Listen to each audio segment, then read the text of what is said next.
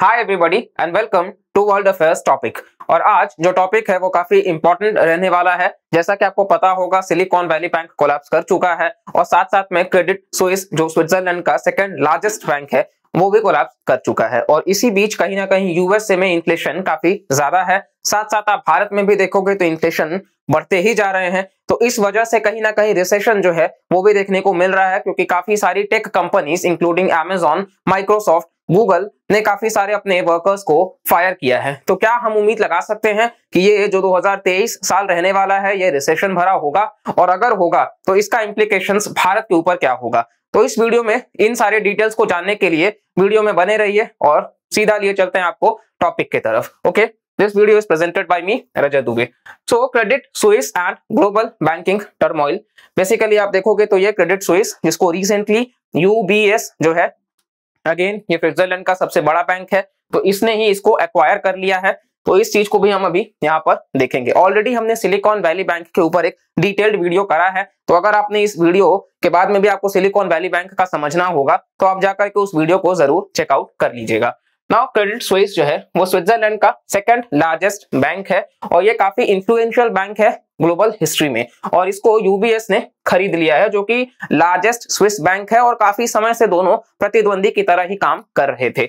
इसके साथ आप देखोगे तो ये कुछ कैपिटल आउटफ्लोस जो फ्लो चार्ट है वो दिखाता है कि किस तरीके से लोगों ने कॉन्फिडेंस जो है वो खोया क्रेडिट स्विस बैंक में। इनिशियल ईयर्स आप देखोगे तो कहीं ना कहीं इनके एसेट्स जो है वो बढ़ रहे थे, लेकिन फिर इसके बाद एसेट यहाँ बढ़ा, यहाँ डिक्लाइन होना चालू हुआ, फिर 2-3 साल तक तो स्टैग्नेंट सा ही था, थोड़ा बहुत बढ़ सा रहा था। लेकिन यहाँ आप देखो, इधर से जब ये Q2 ईयर 2022, ठीक है, तो वहां से आप देखोगे तो डिक्लाइन होना चालू हुआ, और वो जो डिक्लाइन हुआ वो सीधा Q4 यानी कि जो अंतिम क्वार्टर था 2022 का, वहां पूरा का पूरा डिप कर गया। और ये आप स्टैटिस्टिक जो है वो आपको क्रेडिट स्विस का ही सोर्स है, यानी कि आप ऑफिशियल देख सकते हो किस तरीके से उनके एसेट्स और आउटफ्लोस जो है वो घटते बढ़ते गए, और इसके लिए जिम्मेदार ये बैंक खुद है। नाउ स्विट्जरलैंड, क्योंकि मैप में आपको देखना भी जरूरी है, तो ये स्विट्जरलैंड आप देख सकते हो overall France, Germany, Austria, Italy, इन सारी कंट्रीज से घिरा हुआ है, और इसके अलावा राइन रिवर भी आपको देखने को मिल रही है।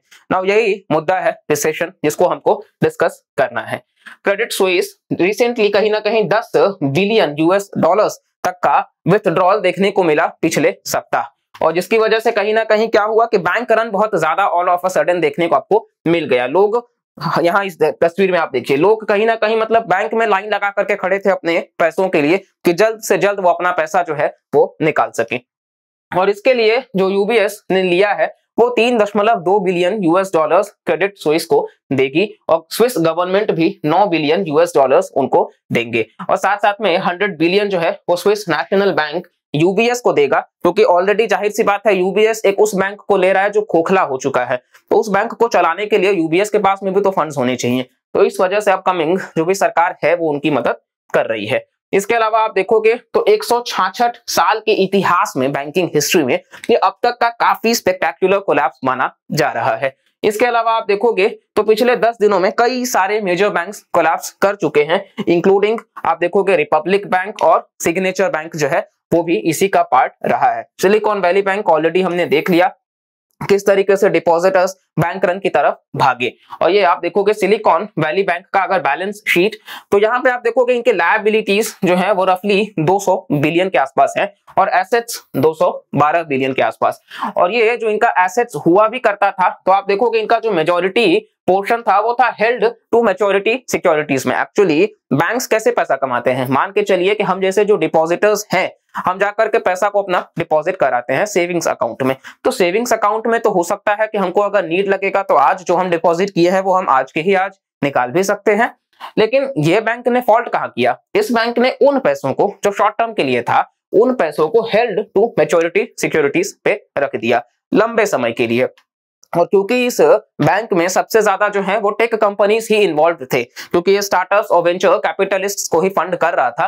तो क्योंकि इनिशियली आप देखोगे तो 2020 के आसपास जब कोरोना आया तो कोविड के समय में टेक कंपनीज ही बूम करने लग गई, क्योंकि सारी चीजें ऑनलाइन हो गई, डिजिटल हो गया, लोग घरों से बैठ करके काम करने लग गए। तो ये जो टेक कंपनीज हैं वो तो बूम कर रही थी, तो उनका हायरिंग प्रोसेस चालू था, और इस प्रोसेस में कहीं ना कहीं वो बैंकों से लोन भी ज्यादा लिए, प्रॉफिट्स भी बढ़ रहा था, सब एकदम मक्खन की तरह चल रहा था। लेकिन प्रॉब्लम कहाँ होता है? प्रॉब्लम तब होता है जब वापस से चीजें ओपन होने लग गई, और अब क्योंकि जब हर जगह से नॉर्मल की तरफ बढ़ा जा चुका है, तो अब कई बार आप देखोगे तो यहाँ पे जो पैसे रखे गए थे उसमें, क्योंकि वो टेक कंपनीज को अब जरूरत पड़ने लगा पैसों का, क्योंकि यहाँ पे जब अब मार्केट में हर कोई आ चुका है, तो उनसे compete करने के लिए या तो उनके पास में पैसा होना चाहिए, और या कहीं ना कहीं ऑलरेडी एक्सपीरियंस। तो यहाँ पे जो स्टाफ थे वो स्टाफ भी निकल गए थे, और इसके साथ साथ स्टाफ को भी पैसों की जरूरत थी और वो नहीं दे पा रहे थे, और इस वजह से अपना उन्होंने मैच्योरिटीज को तोड़ा। मान लीजिए वो 5 साल का था तो उसको पहले ही तोड़ना पड़ गया, क्योंकि उसके लिए उनको पैसों की जरूरत थी। और अगर आप पहले ही अपना एफडी या कुछ भी आप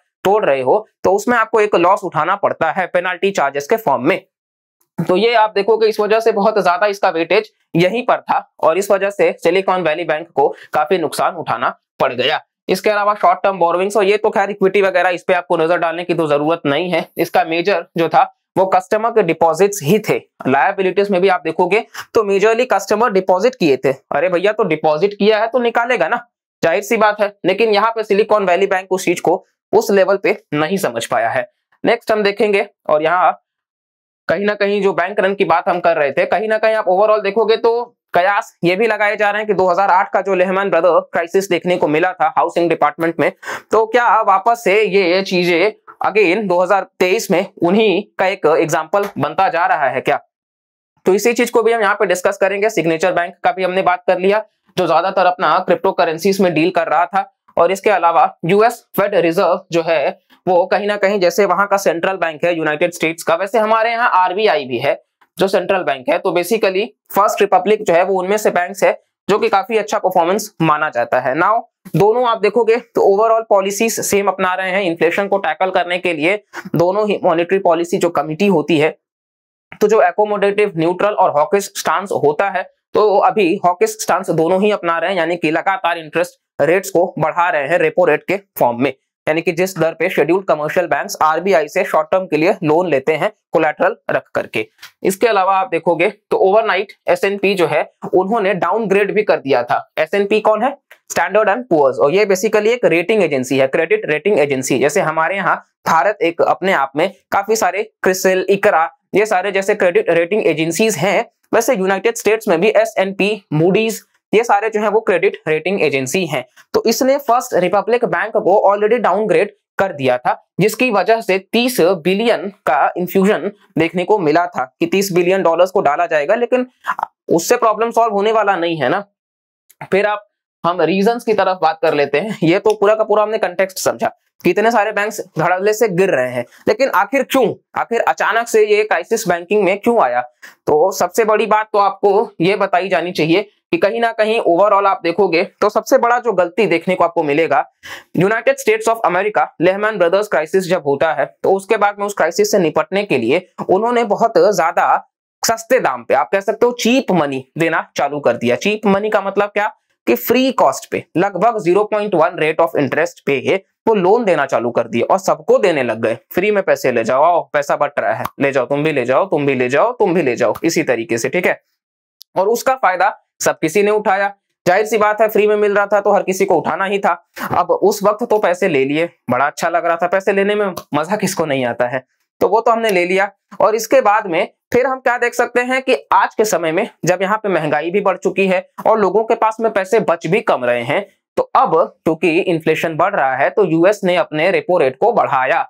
तो जहां पहले मान के चलिए, अगर एक छोटा सा एग्जांपल लेते हैं, अगर आपने 1 लाख रुपए का लोन लिया है और वो महज 0.1% पे रेट ऑफ इंटरेस्ट पे है, तो उसका कितना ही ईएमआई आएगा, बहुत छोटा सा अमाउंट।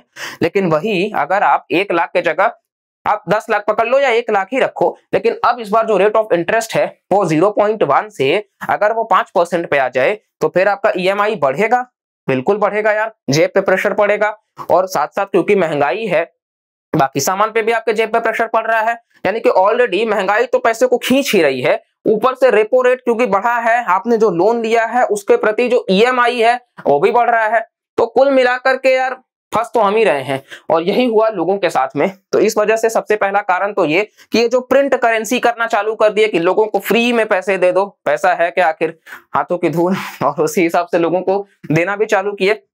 दूसरा आप देखोगे तो सीईओज, एक्चुअली ये माना गया है कि कहीं ना कहीं ये अपने आप में सबसे बड़ा फ्रॉड भी कहा जा रहा है। क्यों फ्रॉड कहा जा रहा है, इस बात को पहले समझते हैं। तो इसके जो सीईओज हैं उन्होंने ट्वीट कर दिया ये कह करके कि वो स्पाई कर रहे थे, वो एक चेक रख रहे थे अपने एम्प्लॉइज के लिए, और इसके साथ साथ में जो फाइनेंशियल स्टेटमेंट्स भी निकाला गया था उनके द्वारा वो भी इनएक्यूरेट हुआ था।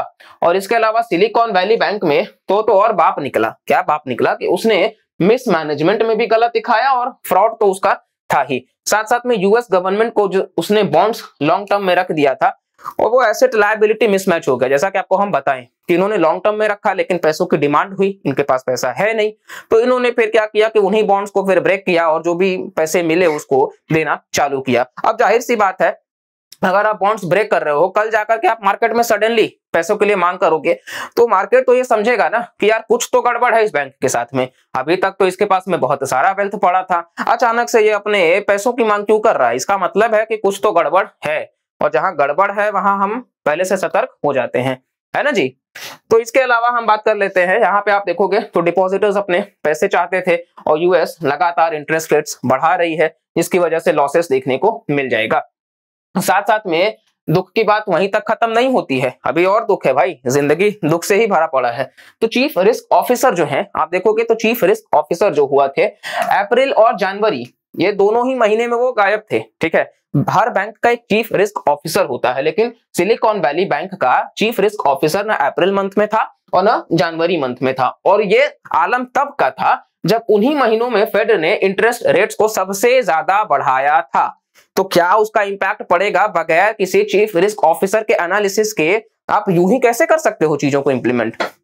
तो ये अपने आप में काफी ज्यादा खतरनाक साबित हुआ। और इसके अलावा आप देखोगे तो एसवीबी के जो शेयर होल्डर्स हैं वो भी अपने आप में बोनस वगैरह और इन सब चीजों के लालच में थे जो कि नहीं मिल पाने के कारण कोलैप्स देखने को मिल जाएगा। दूसरा आप देखोगे, अब मैक्रो पिक्चर की बात कर लेते हैं बड़े पैमाने पे, तो कहीं ना कहीं क्योंकि जो हमने देख लिया है कि ये सारा इंटरेस्ट रेट जो है वो बहुत कम था और अभी सडनली क्योंकि बढ़ गया है तो लोगों के पास में पैसे नहीं रह गए हैं, और चीप मनी जब था तब तो सब किसी ने एंजॉय किया, पैसा पैसा करते रह गए। अब मेन वरी क्या है सेंट्रल बैंक्स के लिए, देखिए कोई भी बैंकिंग सिस्टम जो है या कुछ भी है वो एक विश्वास पे ही चलता है, इवन एक रिश्ता भी एक विश्वास पे ही चलता है, ठीक है।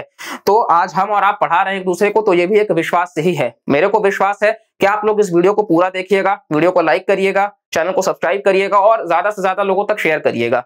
और आप भी एक विश्वास के साथ में हो कि आप विजन इंस्टीट्यूट से जुड़े हो, रजत सर आपको पढ़ा रहे हैं तो डेफिनेटली आपको ग्रेट कंटेंट मिलेगा। और फिर भी कुछ मिस होता है तो डेफिनेटली आपके पास में article 19 freedom of speech and expression है, तो आप उन चीजों का भी इस्तेमाल अपने मर्यादा के अनुसार कर सकते हैं। लेकिन यहाँ पे प्रॉब्लम ये हो गया कि बैंक्स ट्रस्ट पे चलते हैं, अब वो ट्रस्ट क्या है कि खत्म होने लग गया। अब अगर किसी सिस्टम में धांधली होगी तो विश्वास रह कहां जाएगा। जैसे जनरली हम क्या देखते हैं, करप्शन अगर हम किसी सिस्टम में देखते हैं तो फिर हमारा उस पर से विश्वास उठ जाता है, अरे नहीं यार उधर करप्शन बहुत है, उधर नहीं जाना है, कहीं और बता उधर करते हैं, लेकिन करप्शन वाले जोन में नहीं जाना है। तो इस वजह से बैंकिंग सिस्टम से अगर ट्रस्ट हट जाएगा तो वो हिला के रख देगा पूरी इकोनॉमी को, और इससे प्राइस स्टेबिलिटी को मेंटेन करना अपने आप में बहुत बड़ा चैलेंज हो जाएगा। और इस वजह से कहीं ना कहीं आप देखोगे तो फाइनेंशियल सिस्टम में बैंक्स का स्ट्रांग होना इंपॉर्टेंट है, तो किस तरीके से टाइटनिंग करना है वो चीजें देखना भी जरूरी है। नाउ भारत के कंटेक्स्ट में इन विदेशी बैंकों की भी बात कर लेते हैं। अभी तक तो हमने यूएसए और वेस्टर्न कंट्रीज के पॉइंट ऑफ व्यू से देखा, तो क्रेडिट स्विस की बात कर ले तो जनवरी 2023 में क्रेडिट स्विस को लाइसेंस दिया जाता है आरबीआई के तरफ से कि आप मुंबई में अपना एक ब्रांच एस्टैब्लिश कर सकते हो।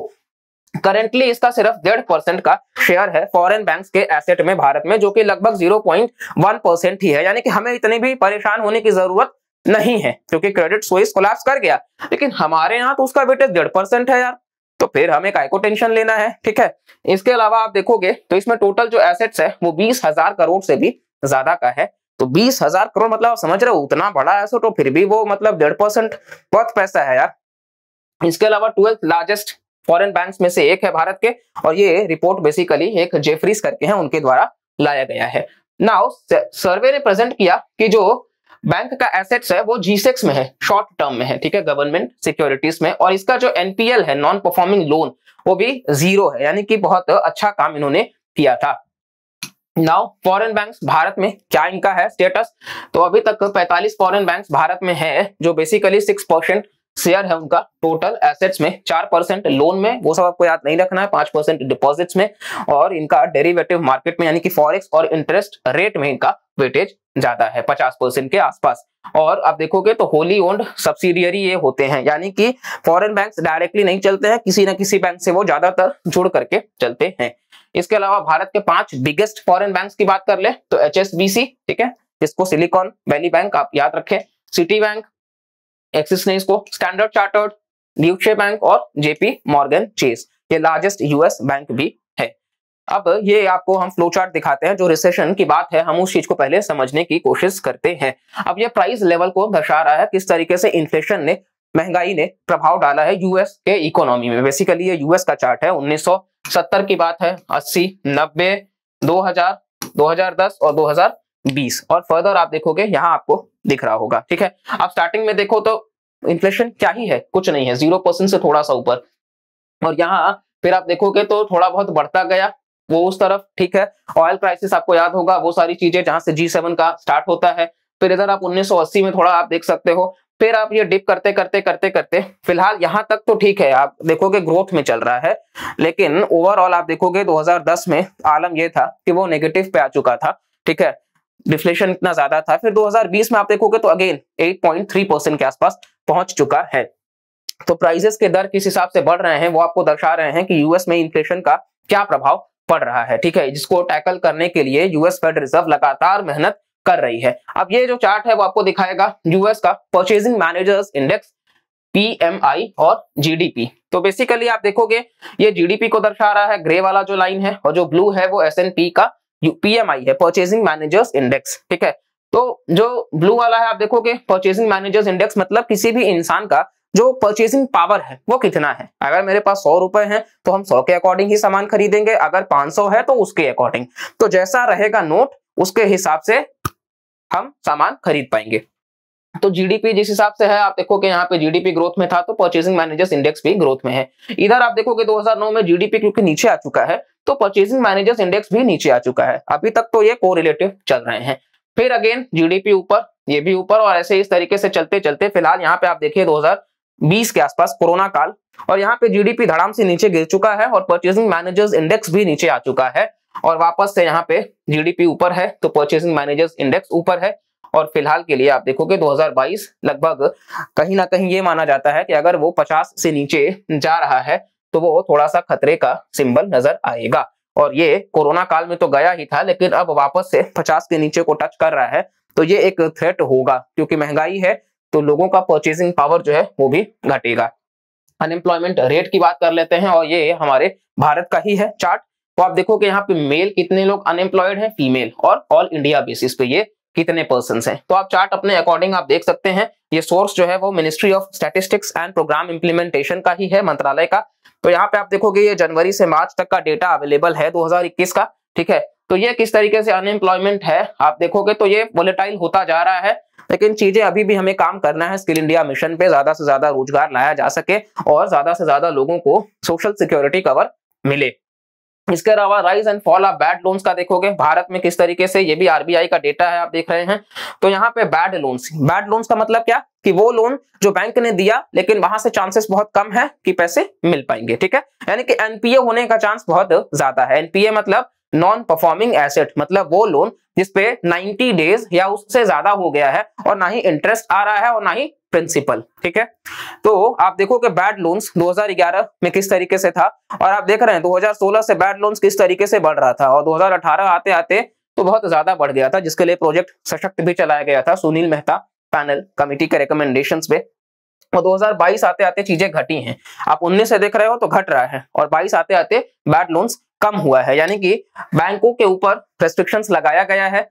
जैसे आप देखोगे कहीं ना कहीं प्रायोरिटी सेक्टर लेंडिंग्स को भी वाइडर तो किया जाता है, लेकिन इसके अलावा प्रॉम्प्ट करेक्टिव एक्शन भी एक होता है जहां पे RBI रेस्ट्रिक्ट करती है कुछ बैंक्स को, तो वो भी अपना मतलब हाउसिंग सेक्टर या जो भी लोन दो लेकिन आप उन चीजों को एक्सेस करके दो। इसके अलावा जो लेहमैन ब्रदर्स का क्राइसिस था उसको भी हमने देख लिया कि ऐसा नहीं है, फंडामेंटली आज भी बैंक्स स्ट्रांग है, लेकिन यस इंप्लीकेशंस देखने को मिलेगा। उस समय आलम बहुत ही ज्यादा खराब था, रिसेशन बहुत ज्यादा था और हाउसिंग सेक्टर में ही क्राइसिस आ चुका था, लेकिन अभी यहाँ वैसी चीजें नहीं है।